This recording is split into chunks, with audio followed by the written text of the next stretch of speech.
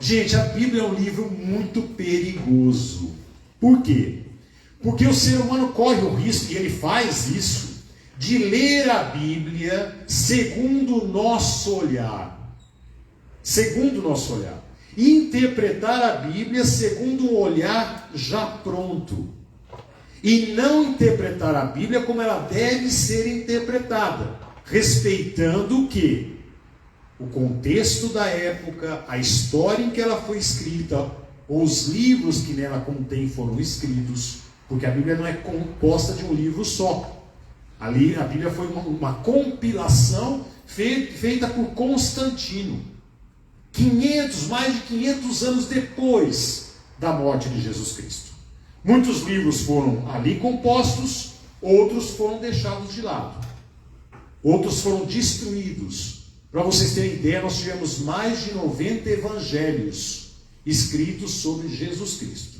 Somente 4 ficaram na Bíblia. O resto foram todos destruídos. Alguns foram achados na década de 50 do século passado, que são os apócrifos, e podem ser comprados em qualquer livraria hoje em dia. Evangelho de São Tomé, Evangelho de Maria Madalena e assim por diante. Mas somente alguns livros foram compilados, como a Torá dos judeus. O Pentateuco nosso é a Torá, o livro sagrado dos judeus. O livro sagrado dos judeus foi colocado no nosso livro também. O que não deve ser nada agradável para os judeus, não é isso ter acontecido. Bom, isso é outro assunto. De qualquer forma, a gente corre muito risco de ler a Bíblia através do nosso olhar de hoje. Outro dia eu estava assistindo no YouTube um pastor dizendo sobre a família monogâmica que a Bíblia ordenou ter. Um homem deixará os seus pais e se unirá a uma mulher e constituirá filhos, uma família e filhos. Só que ele não está respeitando a Bíblia, porque ele está olhando a Bíblia com o olhar de hoje, onde a família monogâmica é a regra. Na época da Bíblia, dos livros da Bíblia, a família monogâmica não existia. Ou seja, a frase deve ser entendida dessa forma: um homem deixará seus pais, se unirá a uma mulher, e depois a outra, e depois a outra, e depois a outra, ou a quantas mulheres ele puder sustentar. Ponto final. Porque a regra era a família poligâmica. Poligâmica. Não vamos esquecer que Jesus teve irmãos, correto? E então vamos esquecer também que a mulher casava com 12 anos. Por isso que Jesus também foi tão severo com o casamento. Porque ele estava falando daquele casamento daquela época, e não do nosso casamento. Então, esses são exemplos de como a gente pode olhar para a Bíblia e enxergar a Bíblia com o nosso olhar, sem estudá-la devidamente. E o texto de hoje é um exemplo fantástico. Por quê? Porque sempre quando a gente olha para esse texto, o que a gente vê? Jesus instituindo a sua igreja através de quem? Pedro. Né? Pedro, tu és Pedro, e sob esta pedra eu constituirei a minha igreja. Só que aí a gente não vai estudar o texto. Só que a gente não vai estudar a língua original do texto, que é o grego antigo. Não é? A gente não tem acesso a isso. E quando você vai ter acesso e vai estudar, parece que teus olhos se abrem. Porque a gente foi criado a ver essa passagem como a instituição da igreja. E aí, no caso, a igreja católica. Ponto final. Mas quando você vai estudar teologia, o papo é outro. Por quê? Bom, vamos lá para a história. Jesus está interessado em saber o que os homens estão falando sobre o Filho do Homem. Por quê? Porque ele mesmo se institui, ele fala dele próprio como o Filho do Homem. Então ele se diz várias vezes o Filho do Homem. E aí de repente ele quer saber o que estão dizendo sobre mim, né? Quem é o Filho do Homem para os homens? E aí vão dizer, é João Batista, que João Batista morreu, e aí o Espírito veio e incorporou em você, mais ou menos essa é a mentalidade. Ou então algum dos profetas e tal. Mas aí ele pergunta, e vocês? Até agora eu ensinei vocês, nós caminhamos juntos, o que vocês acham que eu sou? Ou quem vocês acham que eu sou? E aí Pedro num lapso assim de iluminação do Espírito Santo, provavelmente, ele diz: tu és o Cristo, ou tu és o Messias, melhor o Cristo, viu? Tu és o Cristo, o Filho do Deus vivo. E aí Jesus explica: ó, não é você quem está falando, mas foi meu Pai que revelou isso a você. Ou seja, foi Deus que revelou isso a você. Tu és Simão, mas eu vou te chamar de Pedro agora. E sobre esta pedra eu vou constituir a minha igreja. Ele rebatiza Pedro, ou de Simão rebatiza Pedro, mas quando ele diz: sobre esta pedra eu constituirei a minha igreja, ele não está se referindo a Pedro, mas ele está se referindo ao que Pedro disse. O que é essa pedra? Que em grego está Petros e depois Petra. E o que é essa pedra? É justamente aquilo que foi iluminado a Pedro. Tu és o Cristo, o Filho do Deus vivo. Tanto é que Pedro, na sua carta, na primeira carta de Pedro, no capítulo 2, vocês vão ler justamente isso. Pedro vai dizer: a pedra fundamental é Jesus Cristo. A pedra fundamental é Jesus Cristo. É o Filho do Deus vivo. É sobre esta pedra que vai ser constituída a igreja. Ou seja, todos aqueles que acreditam na sua mensagem. Então aí a história muda completamente. E se vocês estudarem a história mesmo, vocês vão perceber como isso é verdade, porque Pedro não foi lá uma grande liderança, não. Nós temos Paulo como uma grande liderança, isso sim, um cara que fez uma teologia muito contestável, mas uma grande teologia. Agora Pedro não. Pedro vai até o finalzinho tentando entender a mensagem. Ele é um pouco capenga, ele é limitado. Ele não é nenhuma pedra onde vai solidificar realmente algo. Ele é um ser humano que oscila muito. Tanto é que logo depois dessa passagem, Jesus vai chamá-lo de Satanás. Sai de mim. Porque ele está tentando convencer Jesus a não ir a Jerusalém, a não enfrentar a cruz. E Jesus chama a atenção dele, porque a pedra não é Pedro, mas a pedra é: tu és o Cristo, o Filho do Deus vivo. E essa é a grande mensagem. E quando Jesus se auto-intitula o Filho do Homem, muitos falam que ele está fazendo referência ao livro de Daniel, que vai usar essa expressão referente ao Messias, que era esperado naquela época. Só que o Messias, gente, esperado naquela época, não foi Jesus. O Messias esperado naquela época deveria ser um grande líder político dos judeus, que deveria fazer dos judeus um grande povo, uma grande nação, o que Jesus não fez. Então Jesus não é o Messias, nesse sentido. E por que ele se intitula o Filho do Homem? Porque Filho do Homem também tem um outro significado. Filho do Homem quer dizer pessoa, simplesmente pessoa. Então quando ele diz isso dele próprio: olha, eu sou uma pessoa, ele quer dizer: eu sou um como você é. Eu sou um de vocês. Eu sou como vocês são. Eu sou um filho do homem. E aí quando Pedro, iluminado por Deus, diz: tu és o Filho do Homem, tu és o Cristo, o Filho do Deus vivo. Pedro está dizendo não só isso para Cristo, ou para Jesus. Ele está declarando isso para cada um de nós. Porque Jesus se representa como cada um de nós. E aí quando ele diz: sob essa pedra eu constituirei a minha igreja, ele está dizendo justamente o seguinte: quem se conscientizar de que é o Filho do Deus vivo, então aqui a minha igreja começa a nascer. A minha igreja começa a nascer quando pessoas começam a se conscientizar de que elas são filhos e filhas do Deus vivo. E aí sim o mundo começa a mudar. Por quê, gente? Porque a gente, quando a gente nasce, as pessoas começam a nos dar uma identidade, não é isso? Primeiro os nossos pais vão ter uma certa impressão da gente, e aí começa a dizer, o Beto é assim, o Beto é assado, não é? Em casa era assim. Meu irmão tinha 5 anos ele era 5 anos mais velho que eu, né?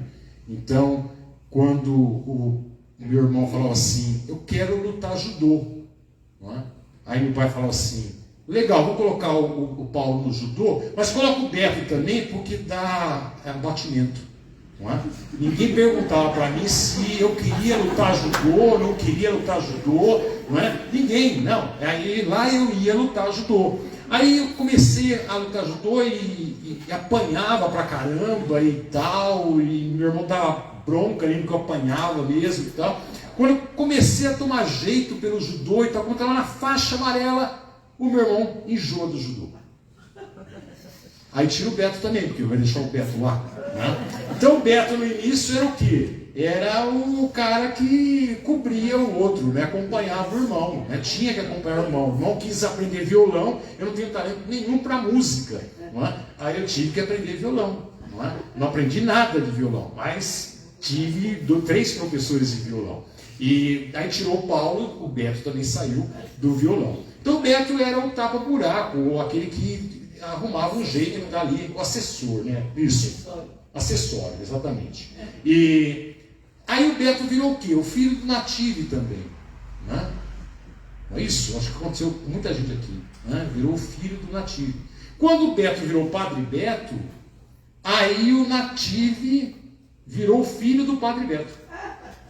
E aí inverteu a situação. É pai do Padre Beto, exatamente, pai do Padre Beto. Então, inverteu, não é? Ou seja, o que eu quero dizer para vocês é o seguinte, é que nós encontramos muitas camisas, nós vestimos muitas camisas, desde pequeno a gente vai vestindo camisas, ou vão vestindo camisas em nós, não é? E a gente vai também, durante o transcorrer da vida, a gente vai nos revestindo de camisa. Então eu sou professor, eu sou o padre, não é? Eu sou o pai, não é? Eu sou a mãe, não é? Eu sou a professora, eu sou a funcionária pública, eu sou o funcionário público, não é? Eu sou o avô, a avó, não é? Eu sou o tio-avô, não é? E assim vai. A gente vai revestindo, se revestindo de camisas, não é? Eu sou a mulher, eu sou o homem, eu sou o gay, eu sou o hétero, não é? Você vai colocando, eu sou o negro, eu sou o branco, não é? Tudo bem, são identidades. Identidades que muitas vezes é necessário ter. Por quê? Porque muitas vezes não, o negro, por exemplo, é discriminado por ser negro. Então ele tem que afirmar que ser negro não é algo que desmereça. Não ser negro é algo que tem identidade, tem ancestralidade, tem história, e assim, então tem que ser respeitado. Não é? Mas a gente vai criando identidades e vai esquecendo uma identidade que é fundamental. Qual é? Que é a base de tudo. Que é o que Cristo fala. É a pedra. É sobre essa pedra que o reino de Deus vai ser construído. Qual é essa pedra? A consciência de que a identidade primordial nossa não é ter um nome, ter uma raça, ter uma sexualidade. Não. É ser filho do Deus vivo.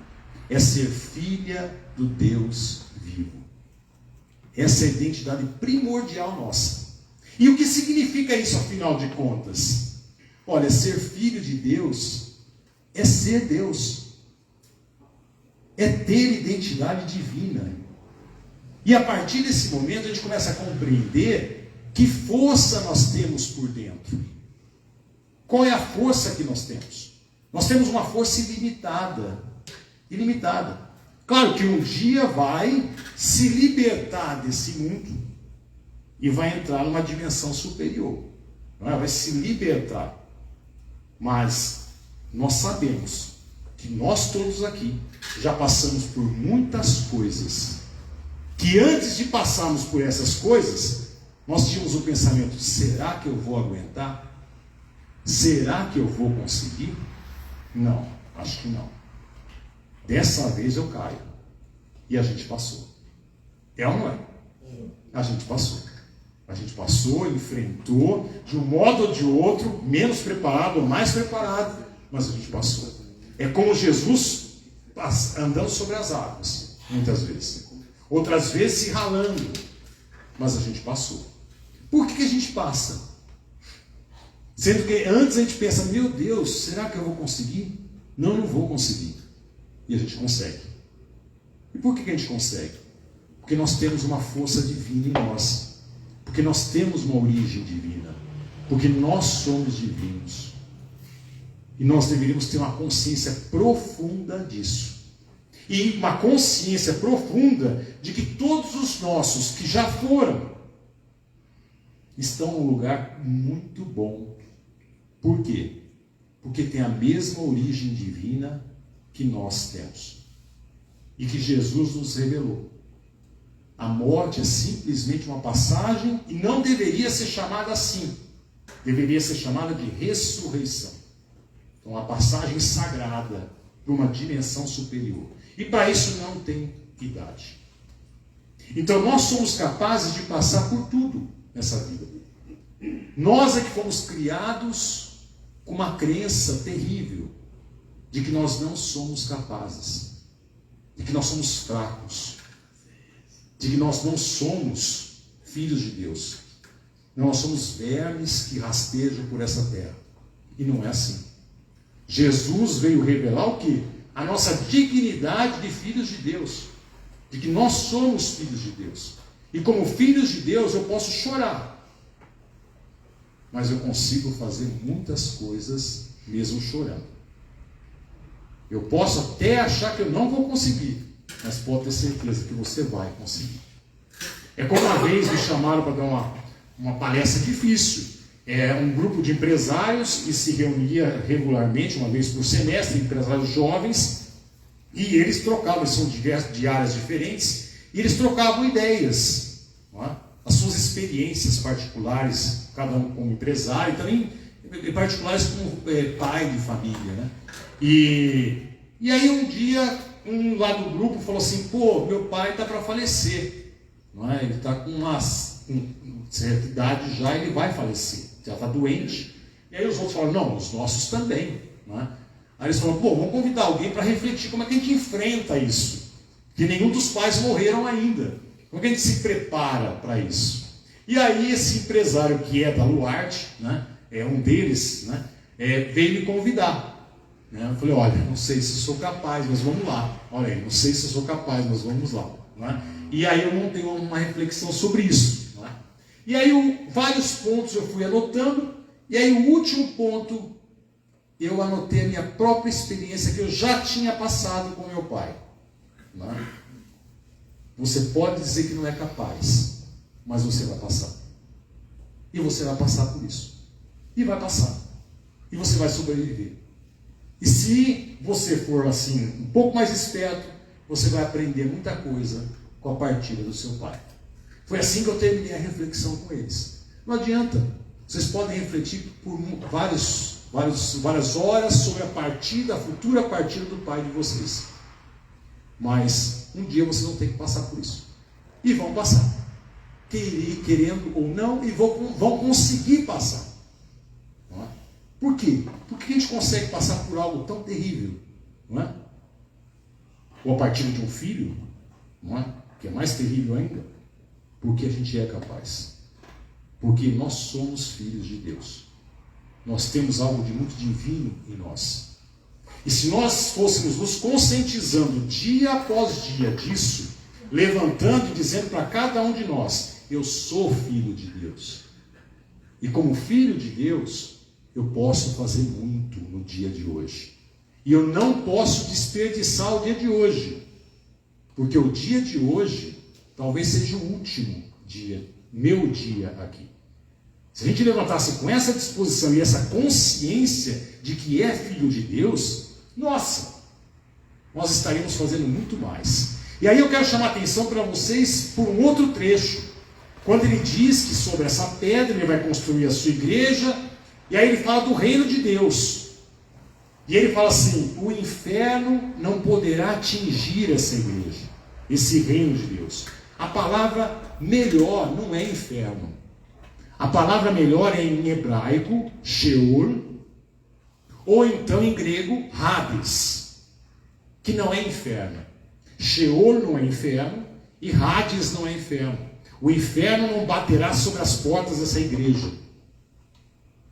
O que é Sheol para os hebreus? O que é o Hades para os gregos? É o mundo dos mortos. Mas não é um mundo que vai os mortos. Não é simplista assim. Não é a mentalidade simplista nossa judaico-cristã. Tá? A nossa mentalidade é muito simplista. Ela simplifica tudo. Sheol e Hades é o mundo dos mortos. É o mundo daqueles que não fazem nada. É o mundo daqueles incapazes de fazer alguma coisa. Isso é Hades, isso é Sheol em hebraico. Então, quando o Cristo diz assim, e o inferno, o Hades, o Sheol, não vai poder bater sobre a porta dessa igreja, o que ele está dizendo com isso? Ele está colocando em oposição aqueles que não tomaram consciência ainda de serem filhos de Deus e, portanto, se sentem incapazes, não fazem a diferença, não fazem nada, vivem uma vida medíocre, uma vida que lhe foi imposta. E aqueles que tomaram a consciência de que são filhos de Deus e que não querem de forma alguma estar no Hades, não querem de forma alguma estar no Sheol, ou seja, no time daqueles que não fazem a diferença, no time daqueles que não fazem nada, no time daqueles que são ou tentam ser omissos diante das coisas erradas. Esse sim, aqui não vai haver Sheol, aqui não vai haver Hades, aqui vai haver pessoas que são filhas do Deus vivo. Por que ele usa a expressão Deus vivo? Porque eles também são filhos e filhas vivos, não mortos, não estão no Hades, não estão no Sheol, não são mortos vivos que acordam, trabalham, comem, convivem talvez e dormem.